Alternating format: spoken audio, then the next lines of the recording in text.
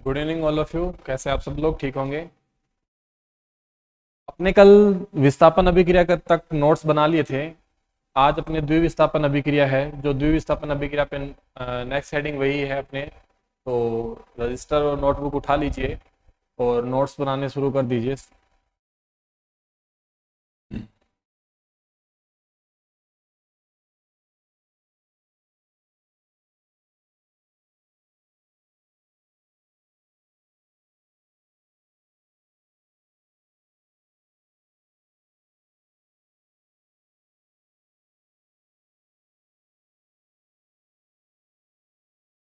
द्विविस्थापन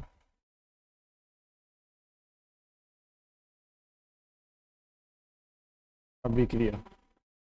तो द्विविस्थापन अभिक्रिया हेडिंग लगा लीजिए। द्विविस्थापन अभिक्रिया के अंदर देखते हैं।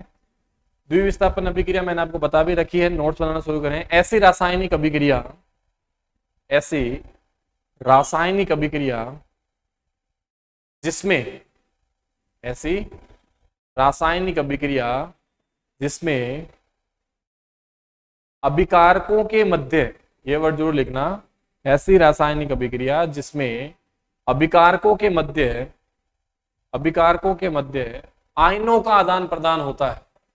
अभिकारकों के मध्य, अभिकारकों के मध्य आयनों का आदान प्रदान होता है। आयनों का आदान प्रदान होता है। द्विविस्थापन अभिक्रिया कहलाती है। द्विविस्थापन अभिक्रिया कहलाती है। इसकी रिएक्शन लिख लेना भाई।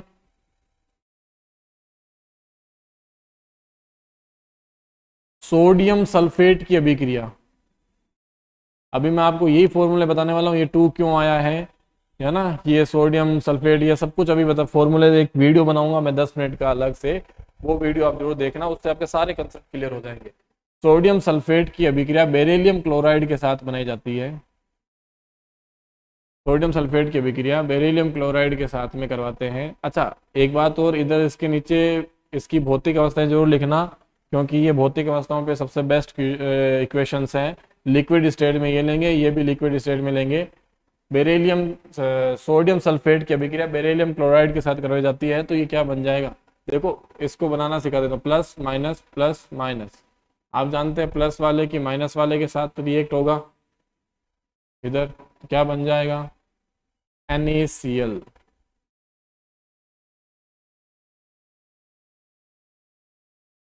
क्या बनेगा, NaCl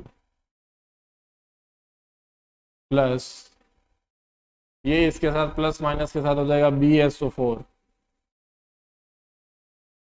BSO4 ये भी अपने पास में लिक्विड स्टेज में मिलता है, बताया था मैंने, और ये मिलता है सॉलिड स्टेट में। सबसे ज़्यादा वेरी इंपॉर्टेंट, नीचे लिख लेना, अवक्षेप के रूप में जमा हो जाता है। अवक्षेप के रूप में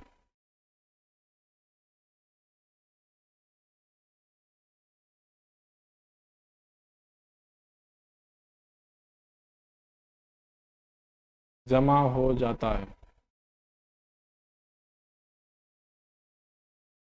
अवक्षेप के रूप में जमा हो जाता है, नीचे तल में बैठ जाता है। ये द्विविस्थापन अभिक्रिया थी। तो फटाफट इसको नोट डाउन कर लीजिए इक्वेशन को। उसके बाद में आगे बढ़ते हैं अपचयन और उपचयन पे।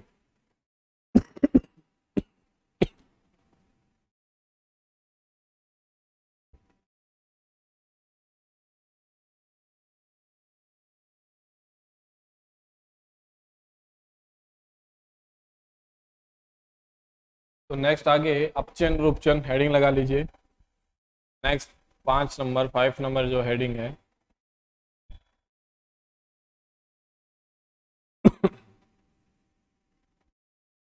उपचयन। इसका एक दूसरा नाम भी लिखना, ऑक्सीकरण। दोनों को अलग अलग लिखवा देता हूं, पहले इसमें लिख लीजिए उपचयन और ऑक्सीकरण के अंदर। ऐसी रासायनिक अभिक्रिया, ऐसी रासायनिक अभिक्रिया जिसमें, जिसमें ऑक्सीजन जुड़ता है, जिसमें ऑक्सीजन जुड़ता है या ऑक्सीजन में वृद्धि होती है। ऑक्सीजन जुड़ता है या ऑक्सीजन में वृद्धि होती है, तथा तथा हाइड्रोजन का हास होता है। हाइड्रोजन का हास, हास के ब्रैकेट में आप कमी लिख सकते हैं, हटाना भी लिख सकते हैं, एक ही बात है। हाइड्रोजन का हास होता है, उपचयन ऑक्सीकरण कहलाता है, उपचयन या ऑक्सीकरण कहलाता है। रिएक्शन लिख लीजिए।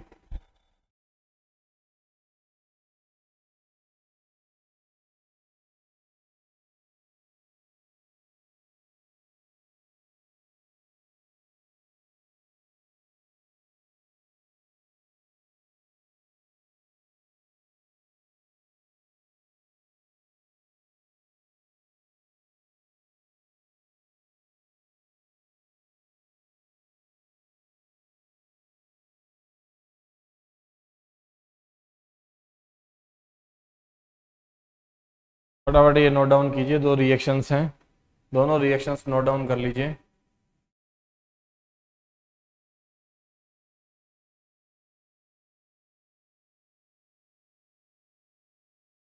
ठीक है, नेक्स्ट हेडिंग लगाइए।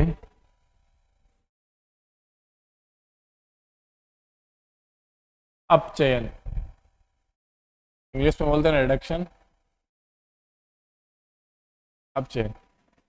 तो इसके अंदर लिख लीजिए, ऐसी रासायनिक अभिक्रिया, ऐसी रासायनिक अभिक्रिया जिसमें, ऐसी रासायनिक अभिक्रिया जिसमें, जिसमें हाइड्रोजन में वृद्धि होती है या हाइड्रोजन जुड़ता है। ऐसी रासायनिक अभिक्रिया जिसमें हाइड्रोजन में वृद्धि होती है या हाइड्रोजन जुड़ता है। हाइड्रोजन में वृद्धि होती है या हाइड्रोजन जुड़ता है। तो इसकी रिएक्शन लिख लीजिए भाई। अच्छा, एक लाइन और लिखना उसके अंदर, कोई और लाइन तो लिख ली, हाइड्रोजन में वृद्धि होती है या हाइड्रोजन जुड़ता है, लेकिन लेकिन ऑक्सीजन का ह्रास होता है, और ह्रास के ब्रैकेट में कमी या हटना लिख सकते हैं, ऑक्सीजन का ह्रास होता है। ऐसी अभिक्रिया को हम अपचयन अभिक्रिया कहते हैं। ऐसी अभिक्रिया को हम अपचयन अभिक्रिया कहते हैं। रिएक्शन लिख लेना इसकी।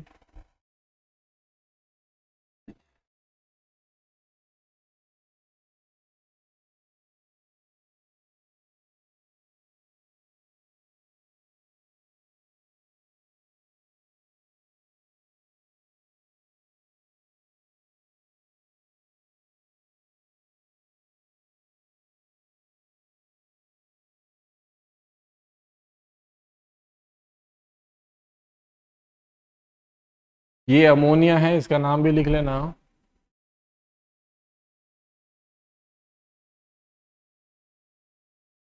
अमोनिया, ठीक है। तो इसके बाद में नेक्स्ट, फटाफट इसको नोट डाउन करो दोनों रिएक्शनों को, उसके बाद में अपने आगे बढ़ते हैं। अब आपके रासायनिक अभिक्रियाओं के जो 5 प्रकार मैंने आपको बताए थे, वो पांचों के पांचों प्रकार कंप्लीट हो चुके हैं। नेक्स्ट आगे अपने जो टॉपिक आता है वो आता है रेडॉक्स अभिक्रिया, और उसके ऊपर 5 स्टार रेटिंग लगा लेना, बहुत ज्यादा इंपॉर्टेंट है रेडॉक्स।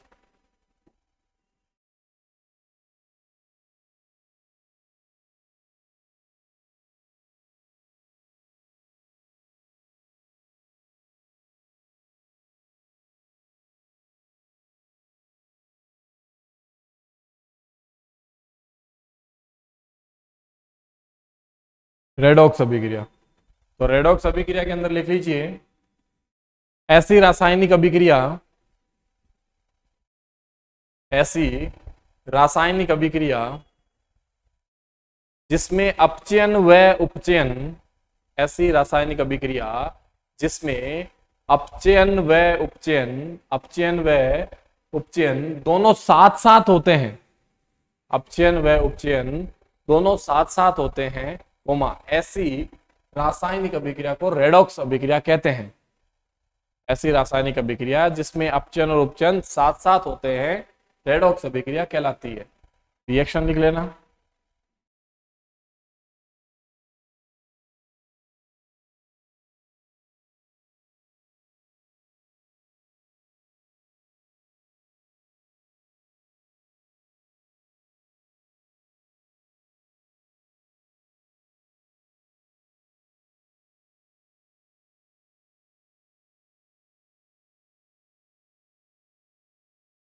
मैं बता देता हूँ, यहाँ से ऑक्सीजन हट चुका है और ऑक्सीजन का हटना कहलाता है अपचयन, और यहाँ से ऑक्सीजन जुड़ चुका है और ऑक्सीजन का जुड़ना कहलाता है उपचयन। ये नोट डाउन करना। एक रिएक्शन और लिख लीजिए।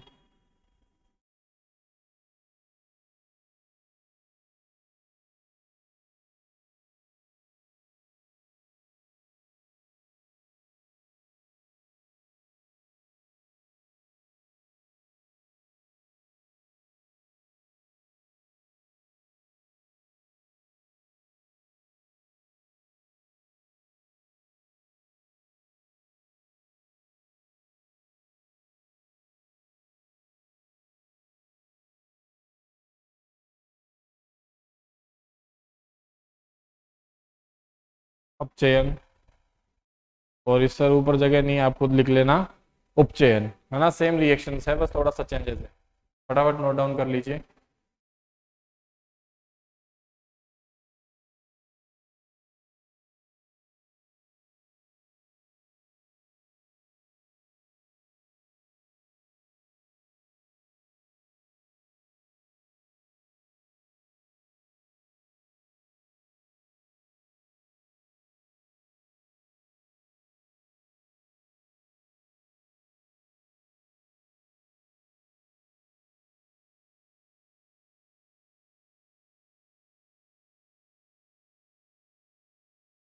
नेक्स्ट जो हेडिंग है वो आपको लगानी है ऊष्मा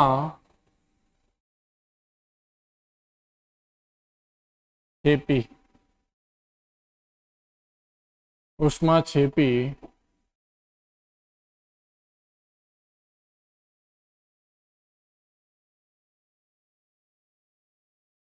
अभिक्रिया।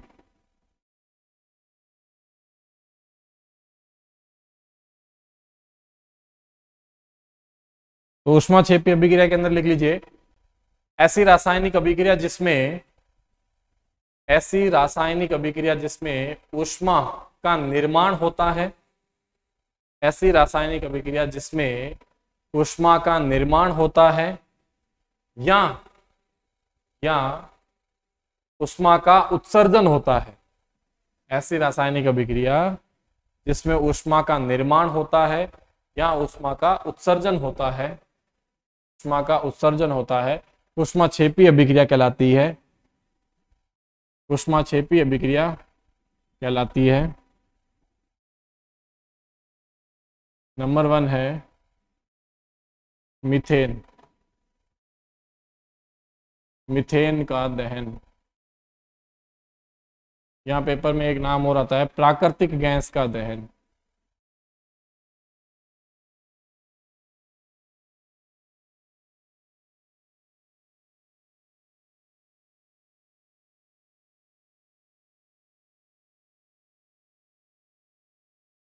है ना। मीथेन के दहन में देखें, रिएक्शन लिखें, CH4 को मीथेन बोला जाता है। इसकी रिएक्शन अपने करवाते हैं, दहन वर्ड आता है, दहन वर्ड का मतलब समझते हैं ऑक्सीजन की प्रेजेंस में जलाएंगे, CO2 प्लस H2O में टूट जाएगा। CO2 plus H2O। एक और इसकी रिएक्शन लिख लीजिए। अच्छा, साथ में CO2 प्लस H2O में टूटेगा, प्लस साथ में ऊष्मा बनाएगा, क्योंकि अपने ऊष्मा क्षेपी पढ़ रहे हैं तो ऊष्मा का निर्माण हो रहा है, इसलिए इसको ऊष्मा क्षेपी अभिक्रिया कहा जाता है। नंबर 2 रिएक्शन लिखना,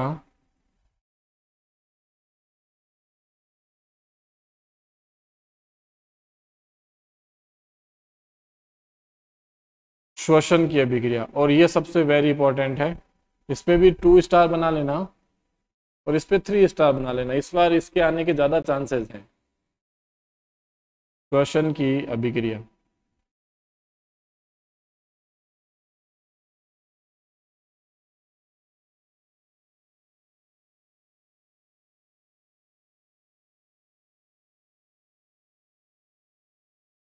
तो 6CO2 प्लस 6H2O, साथ में बैलेंस करता जा रहा हूं, सनलाइट की प्रेजेंस के अंदर, सूर्य का प्रकाश,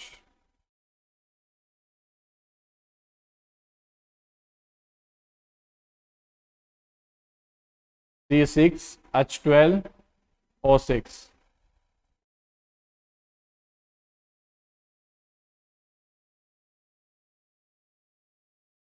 ये ग्लूकोज का सूत्र है।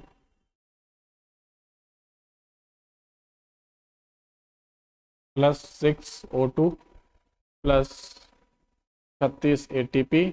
और ये ATP जो होती है वही अपनी क्या होती है, ऊष्मा होती है। तो फटाफट नोट डाउन कर लीजिए।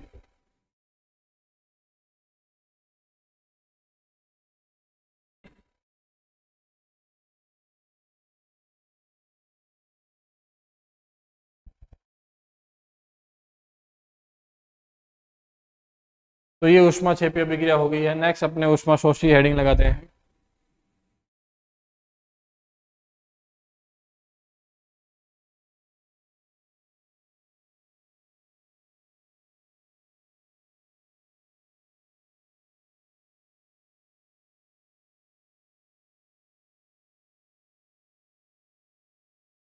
ऊष्मा शोषी अभिक्रिया देखते हैं।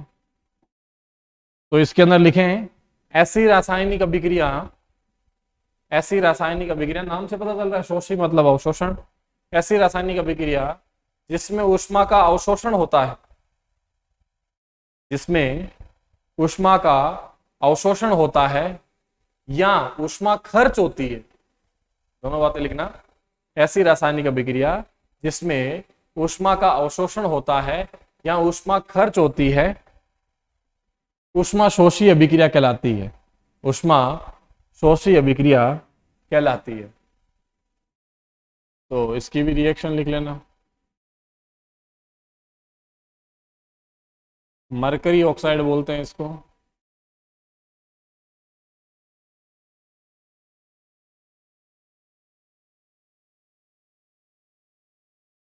इसमें अपने क्या देंगे, ऊष्मा देंगे। और ऊष्मा देने पर ये Hg+O2 के अंदर क्या हो जाता है, टूट जाता है। नंबर 2,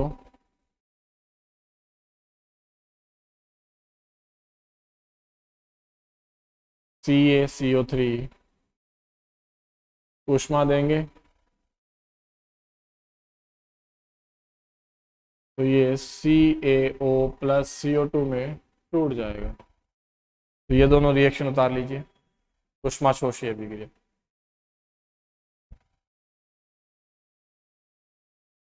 ऊष्मा शोषी अभिक्रिया।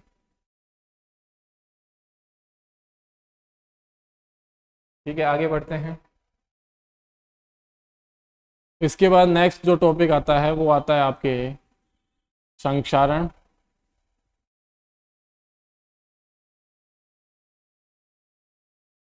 संक्षारण। तो संक्षारण के अंदर लिखना, यह सबसे धीमी होने वाली प्रक्रिया है। यह सबसे धीमी होने वाली प्रक्रिया है जिसमें जिसमें यदि कोई धातु, यदि कोई धातु जल, जल मिट्टी, जल मिट्टी, कोमा लगाते रहना, जल कोमा मिट्टी कोमा जलवाष्प, जलवाष्प कोमा अम्ल, अम्ल आदि के संपर्क में आती है, आदि के संपर्क में आती है, तो शुद्ध धातु पर अशुद्ध धातु की परत चढ़ जाती है। आदि के संपर्क में आती है तो शुद्ध धातु पर अशुद्ध धातु की परत चढ़ जाती है। और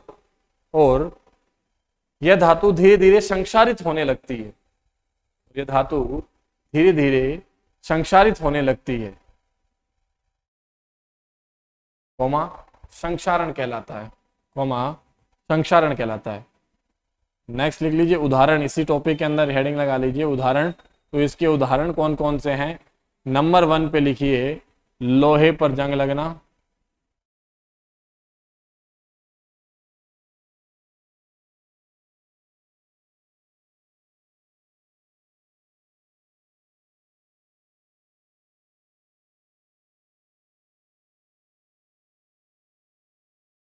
क्या है भाई?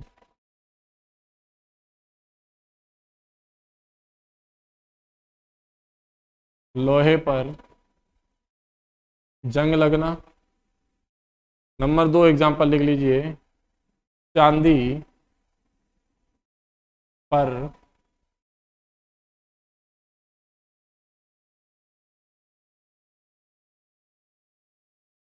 काली परत चढ़ना। और नंबर 3 एग्जाम्पल डाल लीजिए। तांबे पर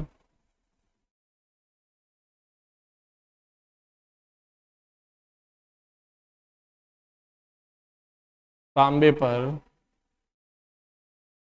हरी परत चढ़ना। ये 3 एग्जाम्पल हैं, फटाफट नोट डाउन कर लीजिए। उसके बाद में नेक्स्ट हेडिंग लगा लीजिए, विकृत गंधिता।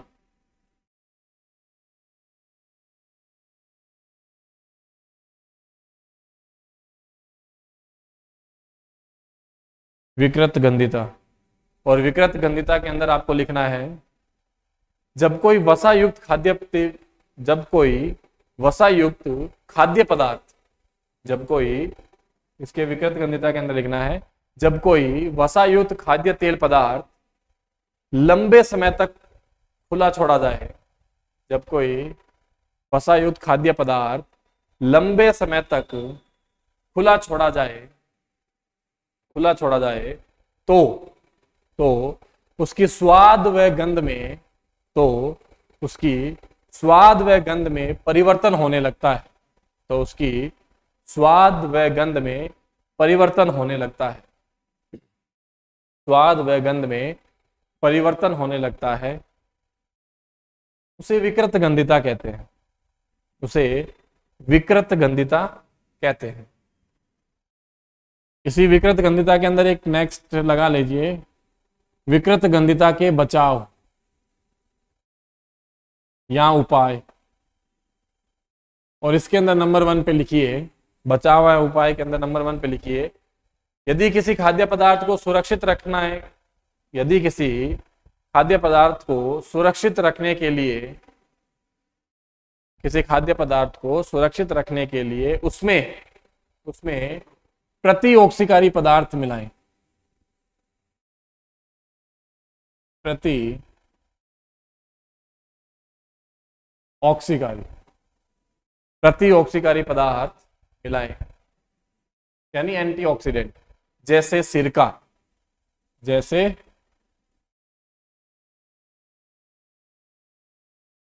सिरका, जैसे सिरका।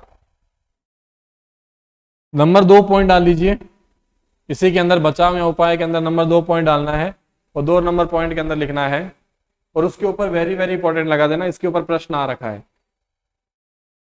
तो इसमें लिखे, चिप्स की थैलियों, चिप्स की थैलियों में से, चिप्स की थैलियों में से ऑक्सीजन गैस को हटाकर, अंडरलाइन कर लेना बेटा इस चीज को, ऑक्सीजन गैस को हटाकर नाइट्रोजन गैस भरी जाती है, ऑक्सीजन गैस को हटाकर नाइट्रोजन गैस भरी जाती है, क्योंकि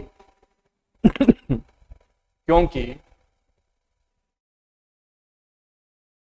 नाइट्रोजन गैस ऑक्सीजन गैस से कम सक्रिय होती है, क्योंकि नाइट्रोजन गैस ऑक्सीजन गैस से कम सक्रिय होती है,